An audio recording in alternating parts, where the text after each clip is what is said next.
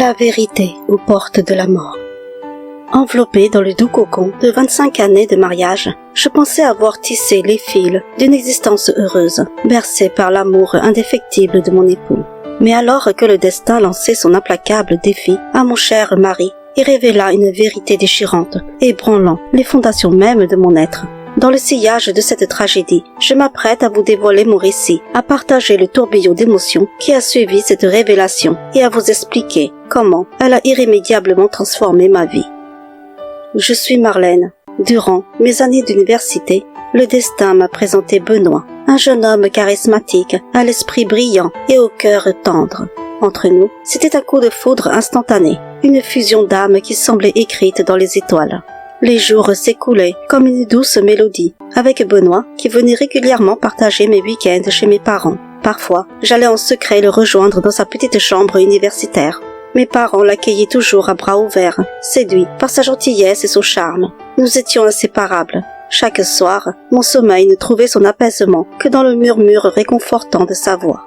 Après nos études, alors que nous n'étions que de jeunes adultes, tout juste âgés de 24 ans, nous avons pris la décision de nous unir pour ne jamais être séparés. Benoît devait retourner auprès des siens, à plus de 5 heures de route de notre cocon d'amour. Cette année-là fut un tableau de bonheur absolu. Notre mariage étincelant comme une étoile filante dans le ciel de nos vies. Dans ses bras cette nuit-là, je n'aurais jamais imaginé que notre amour serait mis à l'épreuve de l'adieu éternel. Après notre mariage, j'ai suivi Benoît dans sa ville natale où vivait sa famille. Ensemble, nous avons bâti nos vies, trouvant chacun un emploi. Avec la générosité de ses parents pour nous soutenir, nous avons déniché un charmant petit appartement, un nid douillet où notre amour pouvait s'épanouir. 1 an après nos vœux échangés, nous avons senti le besoin d'accueillir un enfant. Alors, lorsque j'ai découvert ma grossesse, nos cœurs ont chaviré dans une symphonie de bonheur. Benoît, toujours si attentionné, veillait sur moi avec une tendresse infinie, prenant soin de chaque détail de ma santé. Il m'enveloppait de son amour, m'interdisant même de porter des choses lourdes ou de m'atteler aux tâches ménagères. Ensemble, nous avons entrepris de préparer la chambre qui accueillerait notre précieux trésor à venir.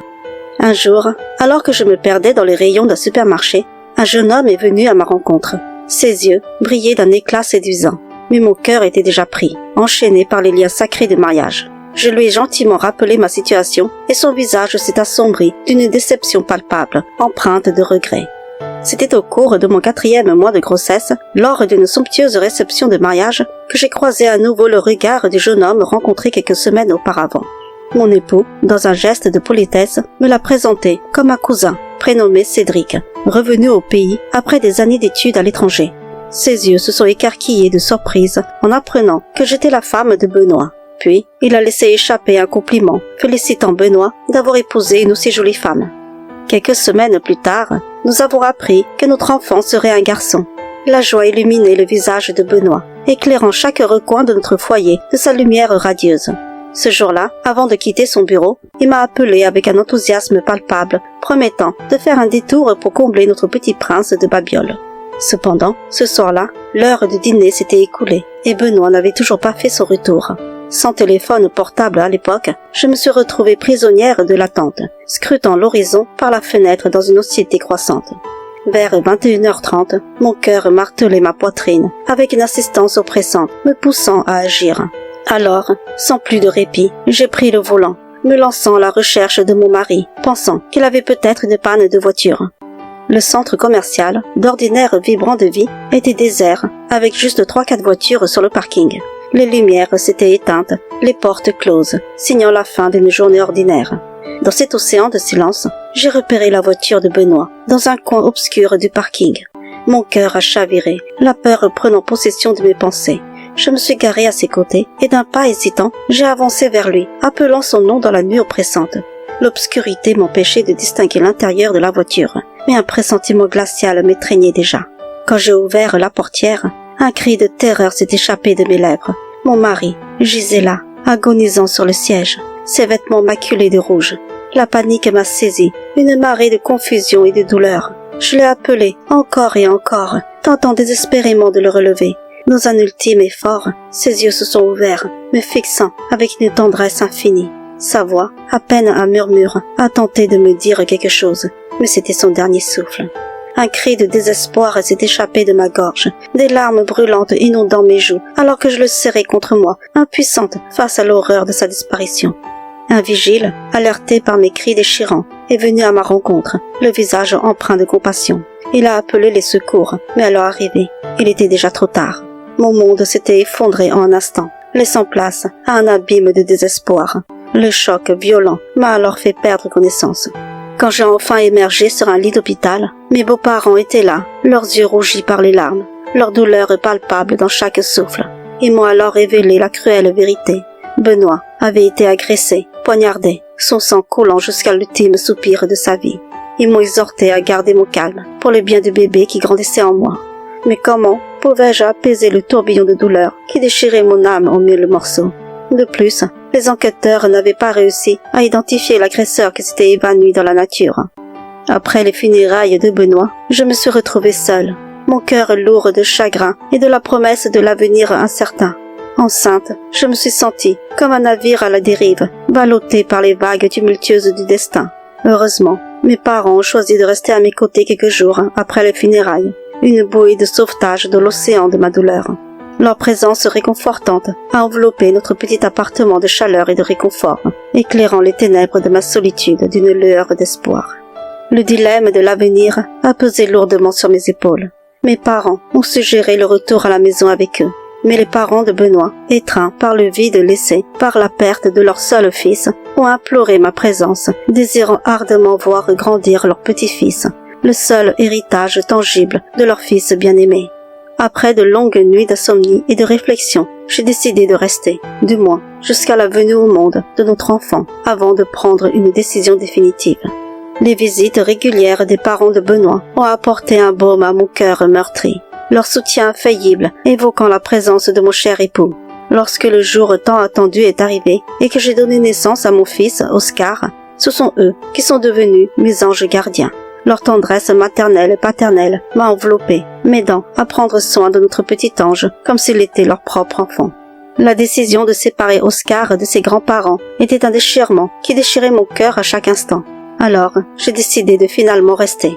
Dans ce petit cocon imprégné des souvenirs de Benoît, j'ai trouvé la force de poursuivre ma vie, malgré le vide béant qui enveloppait chaque recoin de notre foyer. Chaque matin, je conduisais Oscar chez ses grands-parents avant de me rendre au travail. Un jour, alors que nous faisions les courses, Cédric, le cousin de Benoît, est apparu. Il a alors proposé son aide pour m'aider à porter et à charger mes courses. Dès lors, nos chemins semblaient se croiser régulièrement. Un jour, il a bravé le silence pesant qui planait entre nous pour m'inviter à partager un simple verre. Puis, il m'a demandé de sortir avec lui. Mais je n'étais pas prête pour une nouvelle romance. Benoît était encore là, vivant dans les recoins de mon cœur meurtri. Sa présence indélébile imprégnant chaque pensée, chaque souffle de ma vie. Cependant, les mots rassurants de la famille de Benoît ont trouvé un écho dans mon âme en détresse et m'ont encouragé à m'ouvrir à Cédric, soulignant qu'il était un membre cher de leur clan, une épaule sur laquelle je pourrais m'appuyer dans les tourments de ma vie.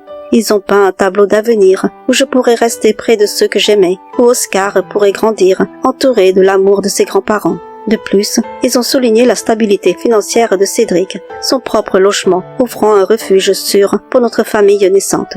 Au fil des semaines, la présence réconfortante de Cédric dans nos vies a apaisé les tourments de mon cœur brisé. Son charisme naturel et sa gentillesse désintéressée ont éveillé en moi des sentiments que je pensais enfouis à jamais. Alors, devant son insistance douce et constante, j'ai fini par céder, ouvrant mon cœur à une nouvelle histoire d'amour. Une histoire qui semblait promettre un avenir meilleur. Un an plus tard, dans un élan d'amour et de promesses d'avenir, Cédric m'a demandé en mariage. Sous le doux regard d'Oscar, nous avons scellé notre destinée, unissant nos vies. Avec Cédric à mes côtés, notre famille s'est épanouie, remplissant chaque recoin de notre foyer de rire et de joie. 3 autres enfants ont rejoint par la suite notre famille. Dans cette harmonie douce et chaleureuse, entourée de ceux que j'aimais, je me sentais comblée, un sentiment de plénitude enveloppant chaque instant de ma vie. Un jour, alors qu'Oscar entamait son chemin au lycée, la nouvelle cruelle de la disparition de son grand-père a résonné comme un coup de tonnerre dans nos cœurs. Le père de mon défunt mari avait rendu son dernier souffle, laissant derrière lui sa douce épouse, seule dans sa douleur. Loin, bien loin de nous, Leur fille, résidant à l'autre bout du pays, a accouru pour prendre soin de sa mère, l'emmenant vivre avec elle. Le cœur d'Oscar, si tendrement lié à ses grands-parents, a été déchiré par la distance. Après le lycée, il a pris la décision de partir faire ses études dans la ville où résidaient sa grand-mère et sa tante. Un choix lourd de chagrin pour nous tous. Mon cœur saignait de cette séparation imminente, mais je savais combien sa grand-mère lui manquait. Je lui ai alors fait promettre de m'appeler chaque jour. Après avoir terminé ses études, Oscar a trouvé un emploi et a pris sa grand-mère sous son aile, offrant son amour et ses soins avec une tendresse infinie. Un jour, le fracas d'une dispute téléphonique a déchiré le calme apparent de notre foyer, plongeant mon cœur dans un tourbillon d'interrogations. Cédric, habituellement si réservé sur ses préoccupations, s'est retrouvé dans une querelle houleuse avec un ami. Après avoir accroché, mon cœur battait la chamade, l'anxiété me tordant les entrailles alors que je cherchais des réponses à la querelle que je venais d'entendre. Dans un murmure teinté de tourments, il m'a confié qu'un ancien ami cherchait à emprunter une somme colossale et sollicitait son aide, mais il avait refusé, d'où la dispute. Une semaine plus tard, alors que je me trouvais seule à la maison, quelqu'un sonna à la porte. Un ami de longue date de Cédric se tenait devant moi. Ses yeux reflétaient une détresse palpable, ses mots chargés d'une urgence étouffante. Il avait besoin de me parler, de partager le fardeau de sa vérité. Il m'a expliqué qu'il avait été là pour Cédric dans les moments sombres du passé, offrant son soutien sans réserve. Mais aujourd'hui, lorsque le temps était venu pour lui de tendre la main dans le besoin, Cédric avait fermé la porte, refusant de l'aider. Il se devait alors de me révéler la vérité sur Cédric, une vérité que son cœur avait longtemps gardée prisonnière. Il m'a regardé avec une intensité chargée d'attente, me demandant si j'étais prête à affronter les tourments de cette révélation. Malgré les avertissements insistants de Cédric pour ne pas adresser la parole à cet ancien ami, une irrépressible curiosité dévorait mon esprit. J'ai alors choisi de l'écouter. Il a confessé que, à l'époque où je partageais encore ma vie avec Benoît, Cédric nourrissait en secret des sentiments ardents à mon égard. Consumé par un désir obsessionnel, il cherchait désespérément un moyen de nous séparer, de briser les chaînes qui le retenaient à l'ombre de son rival. Il s'était alors confié à son ami, implorant son aide pour conquérir mon cœur. Animé par une jalousie maladive, il avait ourdi un plan machiavélique pour éliminer l'obstacle qui se dressait entre lui et ses désirs inavoués. Avec une générosité perverse, il avait offert une somme considérable à son complice pour qu'il orchestre le sinistre dessein. 2 voyous, recrutés dans l'obscurité des bas-fonds, avaient été payés pour exécuter l'impensable, pour assassiner Benoît. Il avait traqué, guettant une opportunité, jusqu'à ce que le destin les conduise ce soir-là, devant le centre commercial. La révélation de cette vérité sombre et glaçante m'a laissé pétrifié, mon esprit tourmenté par l'horreur de ce récit macabre. Après le départ de cet homme, un tourbillon d'émotions tumultueuses m'a submergé. L'irréalité de l'histoire révélée s'est emparée de mon esprit, semant le doute et la confusion dans les recoins sombres de mon âme. Pourtant, dans la tourmente de mes pensées, j'ai lutté pour maintenir le cap de ma raison, refusant de succomber au piège perfide de la tromperie. Le soir est venu, lorsque Cédric est rentré du travail, j'ai puisé au plus profond de moi le courage nécessaire pour affronter la vérité. D'une voix tremblante, j'ai partagé avec lui les sombres révélations de son ami. Son visage, habituellement si expressif, est resté de marbre, ses yeux dénués de toute émotion, alors qu'il m'a dit d'une voix monotone. « Tu ne vas pas sérieusement croire aux divagations d'un toxicomane comme lui, parce que je n'ai pas cédé à ses demandes d'argent sur sa dose. Il cherche à se venger en semant la discorde dans notre couple. Ne te laisse surtout pas piéger, ne te laisse surtout pas emporter par ses absurdités. » En y réfléchissant, son argumentation semblait solide. Après tout, Cédric était toujours là pour moi, un roc de gentillesse et de douceur. Je ne pouvais pas imaginer qu'il soit capable d'une telle perfidie. Ainsi, j'ai pris la résolution de ne pas accorder de crédit aux paroles de cet homme, préférant me raccrocher à la conviction que notre amour était plus fort que toutes les tempêtes. Cependant, les jours qui ont suivi, les révélations m'ont hanté sans relâche. Une angoisse sourde s'est installée, m'assaillant de questions incessantes. Et si tout cela était vrai? Cette incertitude s'est lentement transformée en confusion, brouillant les frontières entre la réalité et le doute. Incapable de trouver la paix intérieure, je me suis replongée dans mon passé, remémorant chaque rencontre avec Cédric et son attitude envers moi lors de notre première rencontre. Progressivement, la confiance que j'avais en lui a commencé à s'estomper, assaillie par les doutes. Un soir, j'ai insisté pour qu'il me dise la vérité, mais il m'a ordonné de ne plus évoquer cette affaire.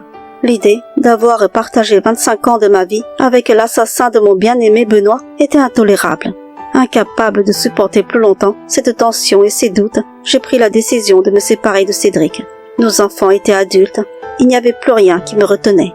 Cependant, la crainte que Cédric puisse me faire du mal si je demandais le divorce m'a freinée.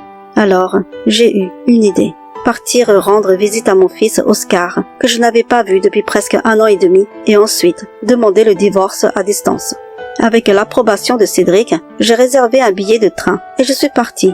À mon arrivée, malgré les années qui passent, la grand-mère d'Oscar, mon ex-belle-mère, pleine de vigueur, m'a accueillie avec chaleur et affection. Mais son regard perspicace a vite détecté les ombres qui assombrissaient mon esprit tourmenté. Après quelques jours, dans un moment de vulnérabilité, j'ai cédé sous le poids de mes doutes, laissant échapper un flot de larmes incontrôlables. Incapable de garder le secret plus longtemps, j'ai partagé avec eux les révélations qui me rongeaient. Les larmes de la mère de Benoît, mêlées à ses sanglots, étaient une confirmation tacite de la véracité de ce récit. Tandis que le silence pesant enveloppait la pièce, Oscar semblait désemparé, tiraillé entre la loyauté envers sa famille et le choc des révélations. Alors j'ai pris la difficile décision d'entamer une procédure de divorce. Mais lorsque Cédric a appris mes intentions de mettre fin à notre mariage, il s'est catégoriquement opposé au divorce. Chaque soir, il m'appelait, tentant désespérément de me convaincre de revenir sur ma décision. Mais ses supplications sont restées vaines, noyées dans le silence de mes refus obstinés. Un soir, le téléphone a sonné, et c'était ma fille aînée. Elle m'a annoncé d'une voix tremblante que son père avait eu un accident de voiture et qu'il était à l'hôpital, dans un état critique. Ses dernières heures étaient peut-être déjà comptées, et il désirait me voir une dernière fois. Bien que mon fils m'ait fortement déconseillé de m'y rendre, l'ancienne complicité de 25 années de mariage m'a poussé à franchir les portes de l'hôpital. Au milieu de la nuit, je suis arrivée à son chevet. Le voir allongé là, si fragile et vulnérable, a éveillé en moi un mélange tumultueux d'émotions. Doucement, je me suis approchée de lui.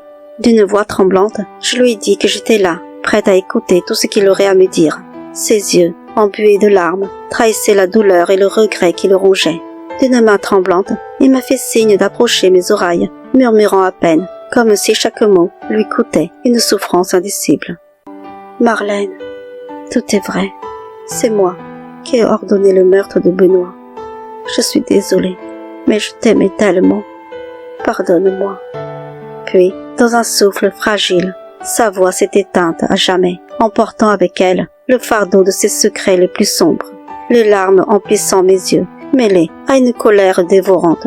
J'ai été submergée par une avalanche d'émotions.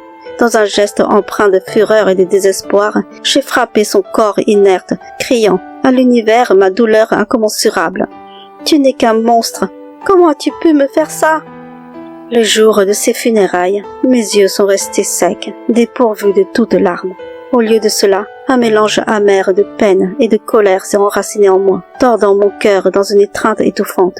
La tristesse aurait dû s'exprimer en larmes, mais la présence oppressante de ma haine envers lui en a décidé autrement. Après ce jour sombre, je suis retournée vivre aux côtés de mon fils Oscar. Chaque pas que je faisais dans cette nouvelle vie était marqué par le poids de mon chagrin et de ma rage, des émotions qui semblaient indélébiles. Aujourd'hui, je partage toujours mon quotidien avec mon fils Oscar, bercé par le bonheur d'entourer mes petits-enfants de mon affection. De temps à autre, je m'évade dans le jardin, laissant mon regard se perdre dans les nuages, plongeant dans les méandres du chemin parcouru. Dans ces instants de quiétude, je ressens une douce mélancolie, attendant avec patience le moment où je pourrai enfin retrouver Benoît, l'authentique amour de ma vie.